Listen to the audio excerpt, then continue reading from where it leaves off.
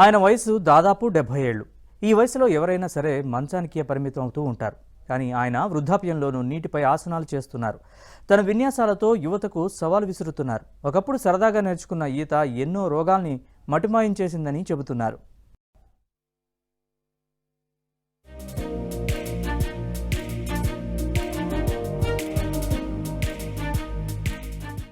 కొంతమంది యువతికి ఈత కొట్టడం అంటే చాలా ఇష్టం. సమయం దొరికినప్పుడల్లా ఈత కొడుతూ ఎంజాయ్ చేస్తూ ఉంటారు. అయితే ఈ ఈత సరదాకు కొన్ని ఆసనాలు జోడిస్తే సంపూర్ణ ఆరోగ్యం పొందవచ్చని 70 ఏళ్ల వయసున్న పెద్ద ఆయన చెబుతున్నారు. ఇక్కడ నీటిపై ఆసనాలు చేస్తున్న ఈయన పేరు అచ్యుతరామరాజు. స్వస్థలం బాపట్ల జిల్లా పిట్టలవానిపాలెం మండలం అలకాపురం. 7 ఏళ్ల నుంచి ఈతను కొనసాగిస్తూ వస్తున్న ఈ పెద్దాయన ఈ ఈతను తన జీవితంలో ఒక భాగం చేసుకున్నారు. అందుకే తాను సంపూర్ణ ఆరోగ్యంగా ఉన్నానని చెబుతున్నారు.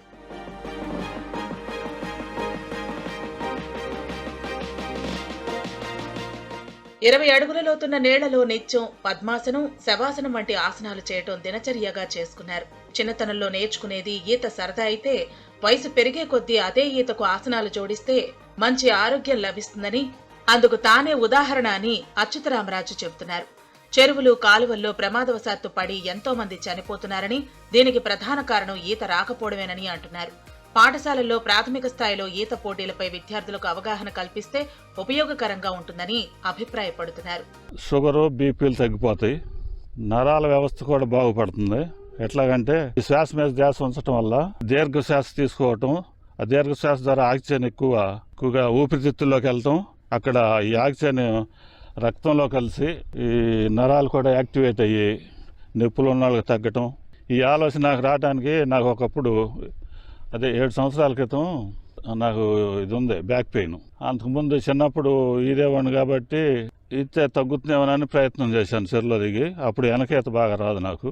చేస్తే ముందుకు ఉండడం వల్ల బాడీ, కాళ్ళు అవి వంగిపోయి ఈ నొప్పి ఎక్కువైంది కానీ తగ్గలేదు. అప్పుడు ఇట్లా పడుకుంటే తగ్గట్లేదు కాబట్టి బ్యాక్ స్ట్రోక్ లాగా వెనక పడుకుని చేద్దామని అట్లా కొన్ని రోజులు బ్యాక్ స్ట్రోక్ ప్రాక్టీస్ చేశాను.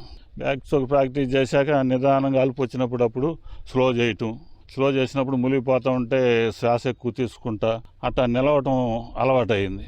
దాన్ని కొంచెం 1 నెల 2 నెలలు బాగా సాధన చేశాను. అట్లా నిలబడటం అలవాటు అయిపోయింది. 7-10 వయసులో ఆసనాల విన్యాసాలు ఎంతగానో ఆకర్షిస్తున్నాయి. ఎంతో మంది యువతకు స్ఫూర్తి నింపేలా ఉన్నాయని గ్రామస్తులు చెబుతున్నారు. మా ఊళ్ళో అచ్యుతరామరాజు గారని ఆయన స్విమ్మింగ్లో బాగా ఆరితేరున్నారు.